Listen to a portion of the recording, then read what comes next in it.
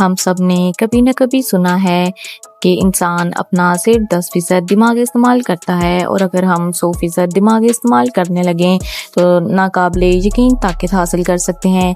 لیکن کیا یہ حقیقت ہے؟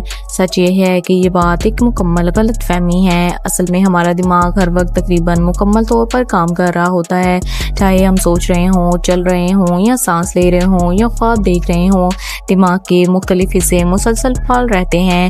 اگر واقعی انسان صرف 10% دماغ استعمال کرتا تو باقی 90% کا کوئی کام ہی نہ ہوتا۔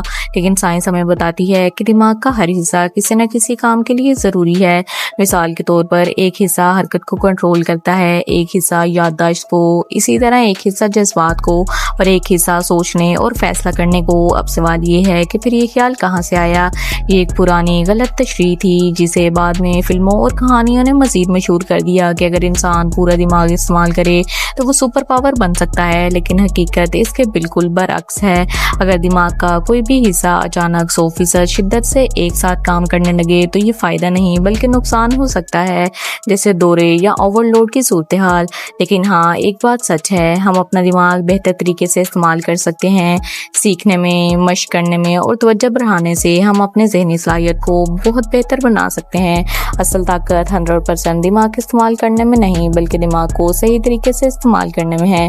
تو آج کی ویڈیو سے اگر آپ کو کچھ سیکھنے کو ملا ہو اور آپ کو انٹرسٹنگ لگی ہو تو لائک کریں، شیئر کریں اور سبسکرائب کرنا نہ بھولیں۔ ملتے ہیں نیکسٹ ویڈیو میں۔ اللہ حافظ۔